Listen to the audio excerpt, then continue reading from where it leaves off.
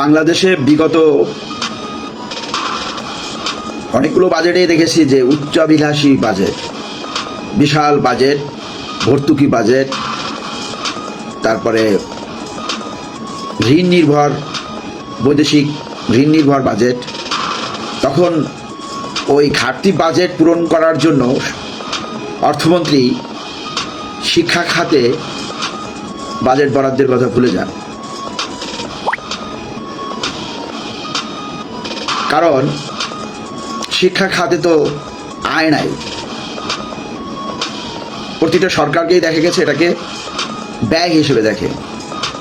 এটাই যে জাতি গঠনের, উন্নয়নের ভিত্তি, পুঁজি, এখানেই যে বিনিয়োগ করতে হবে জিডিপির 5%, এই কথাটা অধিকাংশ অর্থমন্ত্রী ভুলে যান টেনশনে।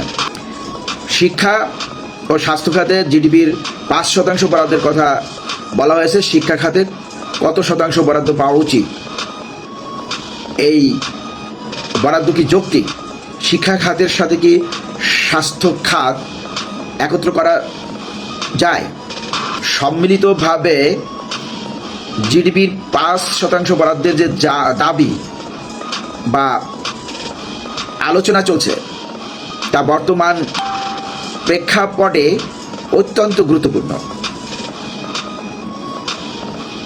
তবে দীর্ঘমেয়াদী মানব সম্পদ উন্নয়নের জন্য শুধু শিক্ষা খাতেই বরাদ্দ আরও বাড়ানো প্রয়োজন বলে অর্থনীতিবিদ এবং শিক্ষা বিশেষজ্ঞরা মনে করেন।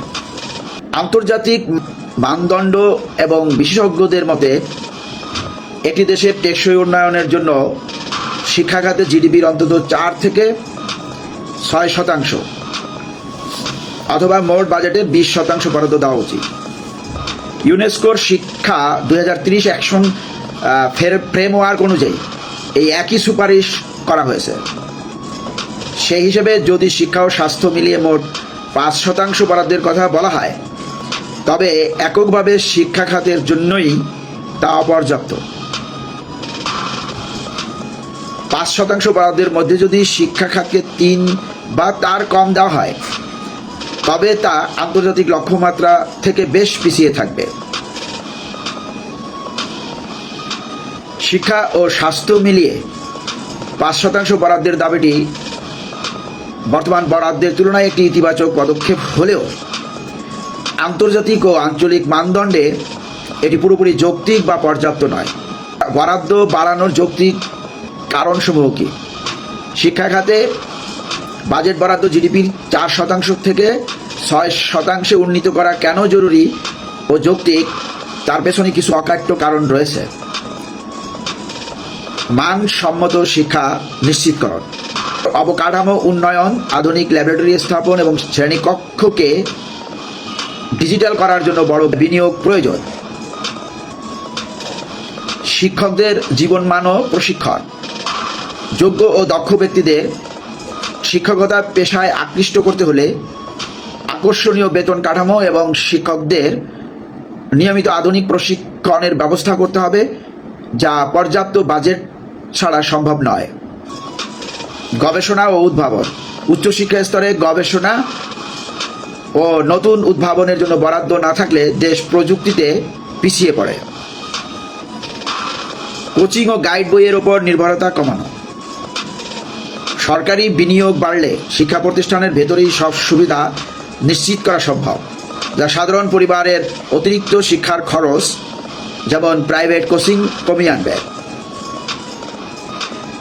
সংক্ষেপে বলতে গেলে শিক্ষা ও স্বাস্থ্য মিলিয়ে 5% বরাদ্দের প্রস্তাবটি বর্তমান অবস্থার চেয়ে একটি ভালো সূচনা হতে পারে, তবে তা চূড়ান্ত লক্ষ্য হওয়া উচিত নয়।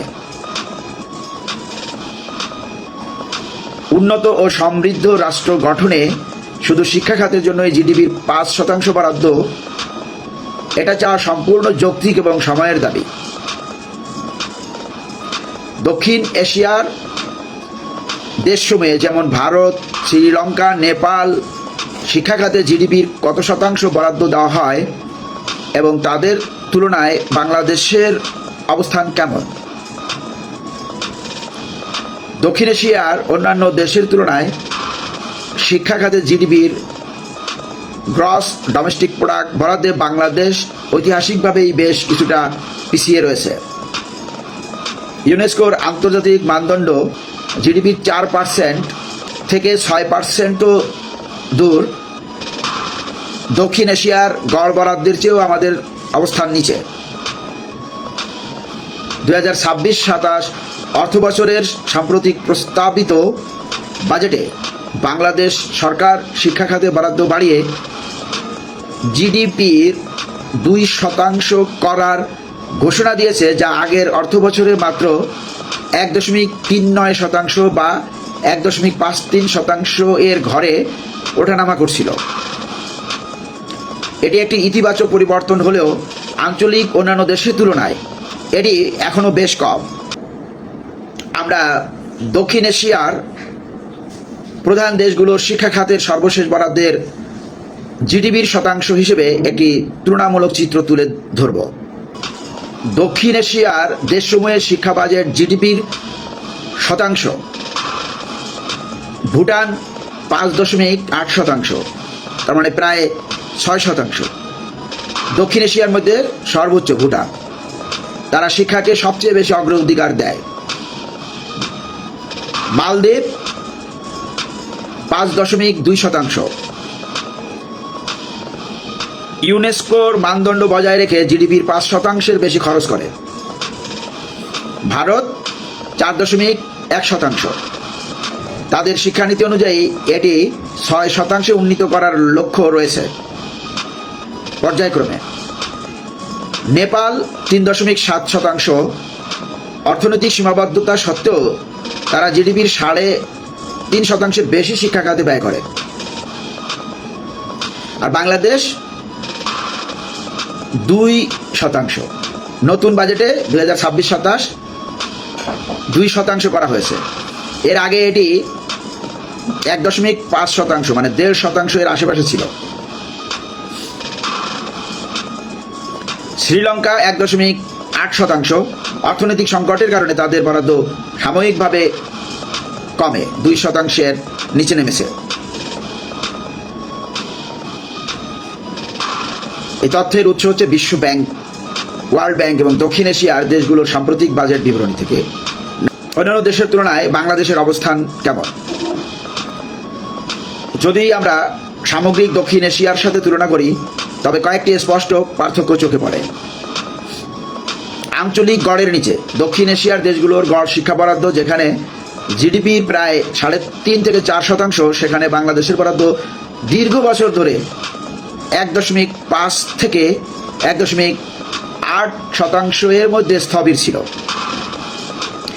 নতুন বাজেটে এটি 2% উন্নীত করা হলেও আমরা এখনও নেপাল বা ভারতের চেয়ে অনেক পেছনে। ভুটান ও মালদ্বীপের চেয়ে অনেক পিছিয়ে। ছোট অর্থনীতির দেশ হওয়া সত্ত্বেও ভুটান 5.8% এবং মালদ্বীপ 5.2% মানব সম্পদ উন্নয়নে বাংলাদেশের চেয়ে দ্বিগুণেরও বেশি হারে জিডিপির অংশ ব্যয় করছে।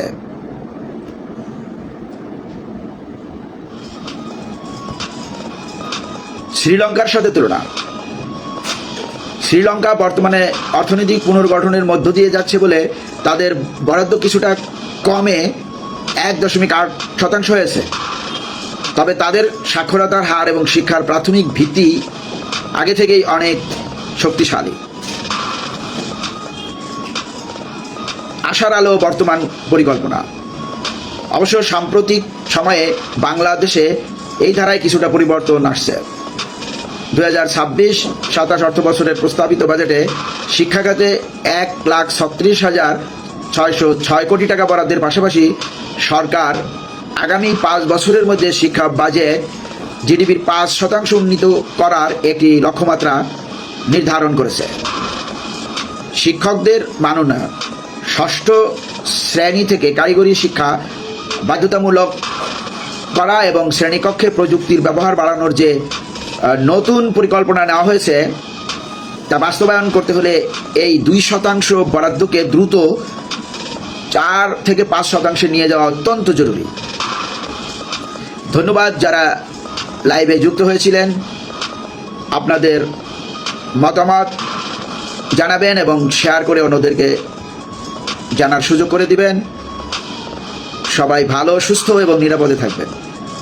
আল্লাহ হাফেজ।